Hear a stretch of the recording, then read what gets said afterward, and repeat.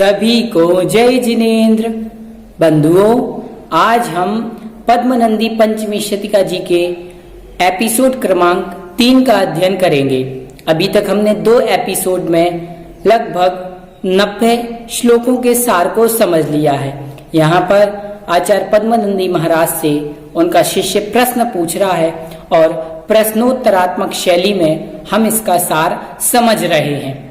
अभी तक जिन्होंने हमारे चैनल को सब्सक्राइब नहीं किया है तो सब्सक्राइब कर लीजिए और हमारे भव्योदय चैनल के रेगुलर विद्यार्थी बनिए, क्योंकि इसमें निरंतर स्वाध्याय चलने वाला है। पद्मनंदी पंचमी शतिका जी का स्वाध्याय चल रहा है और ये अंत तक चलेगा। इसलिए स्वाध्याय करने के लिए भव्योदय चैनल को सब्सक्राइब कीजिए, लाइक कीजिए, शेयर कीजिए और हमारे व्हाट्सएप ग्रुप से जुड़ने के लिए हमारे जो नीचे नंबर दिया गया है उस पर अपना नाम पता लिख करके भेजिए। आइए आज स्वाध्याय प्रारंभ करते हैं। पहले मंगलाचरण फिर स्वाध्याय प्रारंभ। चलिए दोनों हाथ जोड़ लीजिए। कायोस्सरि गायतांगो जयति जिनपतिर्नाभिशोनुर्महात्मा मध्याह्ने यस्य भास्वा नुपरि परिगतो राजति स्मोग्रमूर्ति चक्रं करमेन्धनाना मतिबहुदतो दूरमोदास्यवाता ईश्वरजसद्यान्नव अन्यैर्वरुचिरतरा प्रोद्गतो विश्वलिंगा। बोलो पंच परमेश्वरी भगवान की जय। आचार्य पद्मनंदी महाराज की जय। आज हम 10 धर्मों के बारे में जानेंगे। इसके पहले धर्म की चर्चा चली थी, तो धर्म के स्वरूप को बताया, गृहस्थ धर्म और मुनि धर्म को बताया। अब 10 धर्म का स्वरूप बताना है। धर्म कितने होते हैं? 10। कौन कौन से? क्षमा, मार्दव, आर्जव, शौच, सत्य, संयम, तप, त्याग, आकिंचन्य और ब्रह्मचर्य। अब पद्मनंदी महाराज से उनका शिष्य पूछता है कि महाराज इन 10 की परिभाषा आप हमें बतलाइए। क्षमा धर्म किसे कहते हैं? क्षमा धर्म का स्वरूप क्या है? तो फिर आचार्य पद्मनंदी महाराज समझाते हैं। पहले तो मैं आपको आचार्य पद्मनंदी महाराज की भाषा में समझाऊंगा, फिर अपनी सरल भाषा में समझाऊंगा। अज्ञानी जन के द्वारा शारीरिक बाधा उत्पन्न करने पर, अपशब्दों के बोलने पर, हास्य आदि अप्रिय कार्यों के किए जाने पर भी जो निर्मल ज्ञान के धारी साधु क्रोध आदि विकार परिणाम नहीं करते हैं उसे उत्तम क्षमा धर्म कहते हैं। अर्थात कोई भी यदि आपकी बुराई कर रहा है, आपको गाली दे रहा है, कोई मूर्ख व्यक्ति आपको अपशब्द कह रहा है, तो ऐसे में जो निर्मल ज्ञान के धारी मुनिराज होते हैं वो क्रोध आदि नहीं करते हैं, समता परिणाम रखते हैं, वही क्षमा कहलाती है। जैसे यशोधर मुनि के गले में राजा सैनिक ने सर्प डाला, लेकिन महाराज ने उसका कोई प्रत्युत्तर नहीं दिया। यह क्षमा धर्म है। समझ गए? हाँ। अब मार्दव धर्म किसे कहते हैं? जाति और कुल आदि का गर्व न करना मार्दव धर्म कहलाता है। जाति और कुल आदि का गर्व न करना मार्दव धर्म कहलाता है। अर्थात घमंड करना मार्दव धर्म कहलाता है, ये अपनी भाषा में। लेकिन पद्मनंदी आचार्य के अनुसार कैसी परिभाषा लिखनी है? जाति और कुल आदि का गर्व न करना मार्दव धर्म कहलाता है। ठीक है। चलिए, आर्जव धर्म किसे कहते हैं? तो आचार्य पद्मनंदी महाराज क्या उसकी परिभाषा देते हैं? कहते हैं जो विचार हृदय में स्थित है वही विचार वचनों में रहता है और वही बाहर भी फलता है। अर्थात शरीर के तदनुसार कार्य किया जाता है, यह आर्जव धर्म कहलाता है। सरल भाषा में समझें तो जैसा मन में सोचा वैसा ही वचनों से बोलना, वैसे ही कार्य से करना। पूजन की पंक्तियों में आया है ना, मन में होए सो वचन उचरिए, वचन होए सो काय सो करिए। समझ गए? ठीक है। ऐसा मत कर देना कि मन में किसी को मारने के भाव आए तो मार दिया। नहीं, ऐसा नहीं करना। ये अच्छी चीज के लिए कहा गया है कि मन में कोई कुटिलता नहीं होना चाहिए, मन हमारा निर्मल होना चाहिए। अब सत्य, चौथा धर्म है सत्य। सत्य किसे कहते हैं? तो यहाँ पर आचार्य भगवंत बता रहे हैं कि मुनियों को सदा ही सत्य बोलना चाहिए, जो अपने लिए और पर के लिए हितकारक होते हैं, परिमित वचन होते हैं, अमृत के समान मधुर वचन होते हैं, दूसरों की हित करने वाले होते हैं। यदि कदाचित सत्य वचन बोलने में बाधा प्रतीत हो तो ऐसी अवस्था में बुद्धि रूपी धन मौन को धारण करना, मौन का अवलंबन लेना चाहिए। इसे उत्तम सत्य धर्म कहा गया है। अर्थात कहा गया है कि जो दिगंबर मुनिराज हैं वो कैसे वचन बोलते हैं, जग सुहित कर सब अहित हर श्रुति सुखद सब संशय हरे। अर्थात जग को अच्छे लगने वाले मधुर वचन, दूसरों का कल्याण करने वाले, हित करने वाले वचन बोलना सत्य धर्म कहलाता है। और मान लो यदि सत्य बोलने में बाधा प्रतीत हो तब क्या करें, तो कहा दोष बाधे चा मौनम, दोष आदि में मौन रहना चाहिए। अगला उत्तम शौच धर्म। शौच अर्थात होता है पवित्रता। जो चित्र पर स्त्री और पर धन वाली अभिलाषा को ना करता हुआ सटकाए की जीवों की हिंसा से रहित हो जाता है वह शौच धर्म कहलाता है। अर्थात जो पर स्त्री और पर धन की अभिलाषा नहीं करता और 6 काय के जीवों की हिंसा से रहित होना, यह उत्तम शौच धर्म है। शौच का अर्थ होता है पवित्रता। मन में पवित्रता कब आती है, जब परिग्रह रूपी मल, लोभ रूपी मल दूर होता है। ठीक है। अगला उत्तम संयम। जिसका मन जीव अनुकंपा से भीग रहा है, जो ईर्ष्या आदि भाषा आदि 5 समितियों का पालन करता है, ऐसे साधु के द्वारा 6 काय के जीवों की रक्षा करना और इंद्रियों का दमन करना उत्तम संयम धर्म कहलाता है। संयम को साधु परमेष्ठी पालन किया करते हैं। साधु परमेष्ठी जमीन में देख करके चलते हैं, कहीं कोई चींटी आदि जीव ना मर जाए। ठीक है ना। साधु अपनी पंच इंद्रियों को वश में करते हैं। उन्हें पंखा नहीं चाहिए, कूलर नहीं चाहिए, एसी नहीं चाहिए, ठंडी गर्मी सभी को सहन करते हैं। इसी का नाम तो उत्तम संयम धर्म है। अब अगला तप किसे कहते हैं। तप किसे कहते हैं, तप धर्म क्या है, तो जो कर्मशय के उद्देश्य तपा जाता है उसे तप कहते हैं। तप्यते इति तपा, जो तपा जाता है उसे तप कहते हैं। कैसे, जो कर्मशय के उद्देश्य तपा जाए उसे तप कहते हैं। तप के 12 भेद हैं जो आगे जाकर के हम विशेष रूप से समझेंगे। त्याग, त्याग किसे कहते हैं, त्याग होता क्या है आखिर, तो क्या कह रहे हैं यहाँ पर, सदाचारी पुरुष के द्वारा। सदाचारी पुरुष के द्वारा क्या किया जाना, सदाचारी पुरुष के द्वारा मुनियों के लिए जो प्रेम पूर्वक आगम का व्याख्यान किया जाता है, पुस्तक आदि दी जाती है, वह यहाँ पर संयम के भूत पिच्छे आदि दी जाती है, वह त्याग धर्म कहलाता है। तो त्याग धर्म ही हमने समझ लिया। उत्तम आकिंचन्य धर्म क्या होता है, शरीर आदि में ममत्व बुद्धि न रहने पर मुनि के पास किंचित मात्र भी परिग्रह नहीं रहता है, इसी का नाम उत्तम आकिंचन्य धर्म है। अर्थात जो दिगंबर मुनिराज होते हैं वह दिगंबर मुनिराज अपने पास एक परमाणु मात्र का भी परिग्रह नहीं रखते हैं।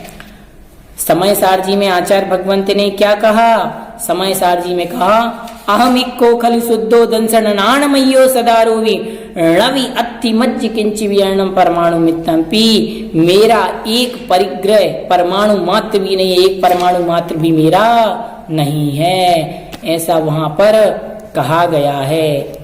मान्यवर अब विचार कर लीजिए, तब हमारा एक परमाणु मात्र भी नहीं है, फिर हम इस संसार की ओर भाग रहे हैं। ब्रह्मचर्य धर्म की परिभाषा, संसार रूपी चक्र में जिन स्त्रियों के आश्रय से शीघ्र चलता है, संसार रूपी चक्र जिन स्त्रियों के आश्रय से शीघ्र चलता है, उन हिरणी के समान नेत्र वाली, मोह को उपशांत करने वाली, मोक्षाभिलाषी निर्मल बुद्धि मुनि सदा उन स्त्रियों को बहन, बेटी और माता की दृष्टि से देखें, यही उत्तम ब्रह्मचर्य धर्म है। अर्थात जो दिगंबर मुनिराज हैं वो किसी भी स्त्री को जो वृद्ध है उसको माता के समान देखें, जो उनके उम्र की है उसे बहन के समान, और जो छोटी है उसे बेटी के समान देखें। ऐसा यहाँ पर 10 धर्मों के बारे में विशेष बतलाया गया है। ठीक है। अब 10 धर्मों में जो उत्तम तप धर्म आया था, तो हमने जाना था कि तप धर्म के 12 भेद हैं। तप धर्म के कितने भेद हैं, 12। कौन कौन से 12 हैं, तो 6 अंतरंग और 6 बहिरंग। कौन कौन से हैं, 6 अंतरंग और 6 बहिरंग। अब बहिरंग तप क्या कहलाता है, जो बाह्य अर्थात बहिरंग में देखा जाता है, बाहर देखा जाता है, वह बहिरंग तप कहलाता है। ये कितने होते हैं, ये 6 होते हैं। कौन कौन से चलिए, पहला है अनशन। पहला कौन सा है बहिरंग तप में? अनशन। अनशन अर्थात संयम की सिद्धि के लिए 4 प्रकार के आहार का त्याग करना अर्थात उपवास करना अनशन कहलाता है। अवमोदर्य 32 ग्रास प्रमाण स्वाभाविक आहार में से 2-3 ग्रासों को ग्रहण करना अर्थात भूख से कम खाना। 4 रोटी की भूख लगी है तो एक ही रोटी खाई, यह क्या कहलाता है यहाँ पर? अवमोदर्य। मुनि प्रमाण सागर जी जब एक समय सागर में विद्यमान थे तो उन्होंने 3 दिन 1-1 अंजुलि जल ही लिया था। ठीक है, इसके पहले जो अनशन था आचार्य के संघ के एक चंद्रप्रभ सागर जी महाराज है, वह 1 आहार और 1 उपवास करते हैं, तो ये उनका उपवास अनशन में आ गया और प्रमाण सागर जी का अवमोदर्य में आ गया। फिर है वृत्ति परिसंख्यान अर्थात ग्रह प्रमाण और दाता भाजन आदि का नियम करता, अर्थात जब मुनि महाराज आपने देखा होगा आहार को निकलते हैं तो वो विधि लेकर के जाते हैं, वही विधि कहलाती है वृत्ति परिसंख्यान। ठीक है, जैसे एक बार शांति सागर जी महाराज ने विधि ली कि मैं तो जहां पर मुझे बैल के सींग में गुड़ लगा दिखेगा वहीं पर हम पड़गान करेंगे, ये विधि कहलाती है। ऐसी कठिन कठिन विधियां होती हैं हमारे आचार्य परमेष्ठी की। ठीक है, अब साधु परमेष्ठी की भी होती है। अब चौथा रस परित्याग अर्थात रस कितने होते हैं? 6। कौन कौन सा? दूध, दही, घी, तेल, गुड़ और नमक। गुड़ में मीठा आ जाएगा। ठीक है, तो 6 रसों में से 1-2 रसों का त्याग करना रस परित्याग कहलाता है। आचार्य श्री ने जब फिरोजाबाद में चातुर्मास किया तो चातुर्मास के समय में उन्होंने 6 रसों का त्याग कर दिया और नमक तो आचार्य श्री लेते ही नहीं हैं। विचार कीजिए हमें नमक के बिना कैसा लगता है, एक बार खा करके देखना बिना नमक के, पता चल जाएगा। तभी तो पद्मनंदी जी का साथ निकलेगा कि पद्मनंदी जी ग्रंथ पढ़ रहे हैं और 1-2 रस का त्याग किया है। विविक्त शय्यासन। विविक्त शय्यासन अर्थात निर्जन शून्य स्थान में एकासन शैया आदि में सोना, आसन लगाना अर्थात जंतुओं की पीड़ा से रहित निर्जन स्थान में जहां पर कोई नहीं रहता ऐसे स्थान पर शयन करना, आसन लगाना, तपस्या आदि करना। जैसे आचार्य श्री ने एक बार 36 घंटे ध्यान किया था, वो तो उन्होंने समाज के बीच रह करके किया। जो मुनिराज जंगलों में तपस्या करते हैं उनकी बात चल रही, जैसे यशोधर मुनि, गजकुमार मुनि, इन सब मुनियों के लिए हम विविक्त शय्यासन है। काय क्लेश। काय क्लेश अर्थात वृक्ष, धूप आदि खुले मैदान में रहकर ध्यान करना, जैसे आचार्य श्री ने 36 घंटे छत पर खड़े होकर के ध्यान किया था, तो ये काय क्लेश में आ जाएगा। ठीक है, अब 6 आभ्यंतर तप। आभ्यंतर तप किसे कहते हैं? जो तप मन को नियमित करता है उसे आभ्यंतर तप कहते हैं। जो तप मन को नियमित करता है उसे आभ्यंतर तप कहते हैं। पहला है प्रायश्चित। प्रायश्चित अर्थात प्रमाद से उत्पन्न हुए दोषों को दूर करना। मुनिराज को जो दोष इत्यादि लगते हैं, मुनिराज प्रमाद से उन दोषों को प्रायश्चित के द्वारा दूर करते हैं, वह प्रायश्चित कहलाता। दूसरा विनय। पूज्येषु आदरो विनय। पूज्य पुरुषों में आदर का भाव होना विनय है। सर्वसिद्धिकार आचार्य पूज्य पाद स्वामी महाराज ने कहा है पूज्येषु आदरो विनय, पूज्य पुरुषों में आदर का भाव विनय है। वैयावृत्य। वैयावृत्य अर्थात शरीर की चेष्टा अथवा अन्य द्रव्य से रोगी वृद्ध साधु की सेवा करना। जैसे आचार्य विद्यासागर जी ने अपने गुरु ज्ञान सागर जी की वृद्धावस्था में कितनी सेवा की, यही यहाँ पर वैयावृत्ति कहलाती है। स्वाध्याय। आलस्य को छोड़कर ज्ञान का अभ्यास करना। आचार्य श्री कितना स्वाध्याय करते हैं, कितना ज्ञान है उनमें। स्वाध्याय 5 प्रकार का। वाचना स्वाध्याय अर्थात वाचन करके स्वाध्याय करना। प्रश्ना स्वाध्याय अर्थात प्रश्न पूछ करके जो जिज्ञासा समाधान सागर जी का कार्यक्रम चलता है वह प्रश्ना। अनुप्रेक्षा स्वाध्याय अर्थात भावनाओं का चिंतन करना। आमनाय अर्थात पाठ करना। धर्मोपदेश, ये जो मैं आपको दे रहा हूं ये धर्मोपदेश नाम का स्वाध्याय है। ठीक है, अब इसमें और भी प्रकार से बतलाए हैं कि हमें किन किन ग्रंथों का स्वाध्याय करना चाहिए, वो तो आप सभी लोग जानते ही हैं। अब चलो हम अगला पढ़ते हैं। छठवें नंबर का क्या है? छठवा है ध्यान। चित्त को इधर उधर हटा करके किसी एक पदार्थ के चिंतन में लगाना ध्यान। अपना जो चित्त है वो भटकता है, उसे चारों ओर से हटा करके कहाँ लगाना? एक वस्तु पर लगा देने का नाम ध्यान कहलाता है। इस प्रकार से हमने 10 धर्मों के स्वरूप को समझा और उसके पश्चात जो उसमें तप धर्म है, तप धर्म के स्वरूप को, उसके भेदों को समझा। अब प्रश्न आया अगला, शिष्य ने प्रश्न किया कि महाराज सिद्ध परमेष्टि किसे कहते हैं? सिद्ध परमेष्टि किसे कहते हैं? जिस मोक्ष पद में जन्म नहीं जाता, मृत्यु मर चुकी है, जरा जीर्ण हो चुकी है और कर्म और शरीर का संबंध नहीं रहा, वचन नहीं है, व्याधियां भी शेष नहीं है, जहां केवल निर्मल ज्ञान स्वरूप अद्वितीय शरीर को धारण करने वाले प्रभावशाली आत्मा ही प्रकाशवान है, ऐसे उस मोक्ष में प्राप्त हुए अनुपम सिद्ध परमेष्टि सदा जयवंतु अर्थात वह सिद्ध परमेष्टि कहलाते हैं। तो सिद्ध परमेष्टि का स्वरूप हुआ। सिद्ध परमेष्टि का स्वरूप द्रव्य संग्रह जी में कहा है, ऋक्कम्मा अट्ठ गुणा किंचूना चरम देह दो सिद्धा लोयक गटिदा निच्चा उपादव एह संयुक्ता, अर्थात जो अष्ट कर्मों से रहित, अष्ट गुणों से सहित हैं, नित्य हैं और निच्छा अर्थात रणित हैं, लोयक गटिदा अर्थात लोक के अग्रभाग में स्थित हैं, ऐसे सिद्ध परमेष्टि कहलाते हैं जो उत्पाद द्रव्य व्यय से क्या है? युक्त है। ठीक है, अगला प्रश्न, चैतन्य स्वरूप आत्मा अदृश्य है, फिर हम उसको कैसे जाने? अर्थात जो चैतन्य स्वरूपी आत्मा है वो अदृश्य है, किसी को दिखाई नहीं देती, फिर हम उस आत्मा को कैसे जाने? चैतन्य स्वरूपी आत्मा, उत्तर मिला चैतन्य स्वरूपी आत्मा अदृश्य है, उसको हम शास्त्र बल के द्वारा और अपनी आत्मा के चिंतन से उस आत्मा को जानते हैं। अर्थात उस आत्मा कहीं दिखाई नहीं देती, उसको अपने आत्मा अनुभव में अनुभव करना पड़ता है और शास्त्रों में जान करके हम उसका स्वरूप पढ़ते हैं। अगला प्रश्न शिष्य करता है, घातीय कर्म कितने होते हैं और कौन कौन से? घातीय कर्म 4 होते हैं, ज्ञानावरण, दर्शनावरण, मोहिनीय और अंतराय। कौन कौन से? ज्ञानावरण, दर्शनावरण, मोहिनीय और अंतराय। ठीक, किस ग्रंथ से, किस उद्देश्य से रचा गया काव्य सफल है? जो काव्य रचना की जाती है वह किस उद्देश्य से रची गई काव्य रचना सफल होती है? तो आचार्य भगवंत कहते हैं, राग, क्रोध, मायादी दोषों को नष्ट करने वाली तथा सम्यक ज्ञान की प्राप्ति के उद्देश्य से रची गई काव्य रचना सफल होती है। बाकी जो श्रृंगार आदि की रचना आप देखते हैं, इतनी सारी श्रृंगार की रचना होती है, वीर की रचना होती है, वो सब व्यर्थ है, वो काव्य सफल नहीं है, वो तो असफल काव्य हैं। जो कभी अपने आप को सफल मानते हैं वो कभी भी सफल नहीं, उसका काव्य भी सफल नहीं। कवि और काव्य की सफलता जब ही है जब वो क्रोध, लोभ, राग आदि की छोड़ करके क्या करें? किसकी चर्चा करें?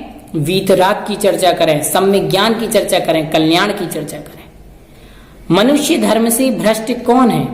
मनुष्य धर्म से भ्रष्ट कौन करता है? भोगाभिलाषा मनुष्य को स्त्रियों के द्वारा धर्म से भ्रष्ट करके विषय भोगों में संतप्त करती है। अर्थात स्त्री के प्रति जो हमारे भोगों की अभिलाषा है, वह भोगों की अभिलाषा हमें मनुष्य धर्म से भ्रष्ट करके भोगों में संतप्त करती है। शरीर कैसे उत्पन्न हुआ है? तो कहा गया कि शिष्य ने प्रश्न किया कि शरीर कैसे उत्पन्न हुआ? तो आचार्य भगवंत ने कहा कि यह शरीर तो जो माता की कुत्सित कुक्षी, विष्टा, मलमूत्र, क्षुद्र कीड़ों से व्याप्त है तथा घृणाजनक आंतों आदि से परिपूर्ण है, उस कुक्षी में उत्तम स्त्रियों का भी वीर्य मतलब उत्तम पुरुषों का वीर्य और माता के रस से निर्मित शरीर उत्पन्न हुआ है। अर्थात माता के रज और पुरुष के वीर के द्वारा यह शरीर निर्मित हुआ है। स्त्रियां कैसी होती हैं ये बता रहे हैं। अब आप लोग ये मत समझना कि आपकी बुराई की जा रही है, ये स्वरूप बताया जा रहा है। जिस स्त्री के बाल जुओं के स्थानभूत हैं, मुख चमड़े से संबद्ध और हड्डियों से संयुक्त हैं, स्तन आदि हैं, वह मांस से उन्नत हैं, जो उदर है, पेट अर्थात विष्टा आदि क्षुद्र घड़े के समान है, जघन्य मल को छोड़ने योग्य यंत्र के समान है, दोनों आधारभूत खंबे हैं। तो कहने का मतलब जो स्त्री का शरीर है वो कैसा? पुरुष का भी शरीर ऐसा ही है, लेकिन कह रहा है कि जो पुरुष स्त्री आदि में राग करता है तो वो स्त्री में राग क्यों करता है, जबकि स्त्री का शरीर तो कैसा है? चमड़े से व्याप्त है, मांस से व्याप्त है। ये सब बताया जा रहा है। अब यहाँ पर पद्मनंदी महाराज ने किसकी मूर्खता को धिक्कार किया है, किस व्यक्ति की मूर्खता को धिक्कारा है? तो कह रहे हैं कि कि सुबट मोह रूपी व्याध ने संसार रूपी वन में मूर्ख जन के मृगों के बंधन जनित आपत्ति में डालने के लिए सर्वत्र कमल के समान नेत्रों वाली स्त्री आदि के विषय रूपी जालों को तैयार कर लिया है। ये मूर्ख प्राणी इंद्रिय के विषय रूपी जाल में फंस जाते हैं और विषय भोगों की उत्तम एवं स्थायी समझकर परलोक और लोक में उनकी इच्छा करते हैं। ऐसे मनुष्यों को धिक्कार है। अर्थात जो मनुष्य स्त्री आदि की कल्पना करते हैं, स्त्री के भोगों में व्याप्त रहते हैं, उन्हीं भोगों को भोगते रहते हैं, ऐसे मनुष्यों की मूर्खता को धिक्कार किया। वो तो मूर्ख है, महामूर्ख है। स्वाहित करने वाली सामग्री क्या होती है? उत्तम पुरुष, उत्तम मनुष्य पर्याय ही स्वाहित सामग्री है, ऐसा जानना चाहिए। किनके वचन प्रमाण हैं और किनके वचन अप्रमाण हैं। जो सर्वज्ञ देव भगवान हैं, जो चार घातीय कर्मों को जिन्होंने नाश कर दिया है, उनके वचन प्रमाण हैं, बाकी कुदेव आदि के वचन अप्रमाण हैं। इस प्रकार इस एपिसोड में हमने विभिन्न प्रश्नों को जाना। अगले एपिसोड में हम धर्म उपदेश के जो बचे हुए हैं उनको जानेंगे। तब तक सभी को जय जिनेन्द्र। भव्योदय चैनल को सब्सक्राइब करें, अनुप्रेक्षा स्वाध्याय माला चैनल को भी सब्सक्राइब करें। यदि भव्योदय चैनल के आप रेगुलर विद्यार्थी बनना चाहते हैं तो चैनल को सब्सक्राइब जरूर कीजिए। सब्सक्राइब कर लीजिए, बेल आइकन का बटन दबा लीजिए, आपके पास वीडियो पहुंच जाएंगी। सबको जय जय।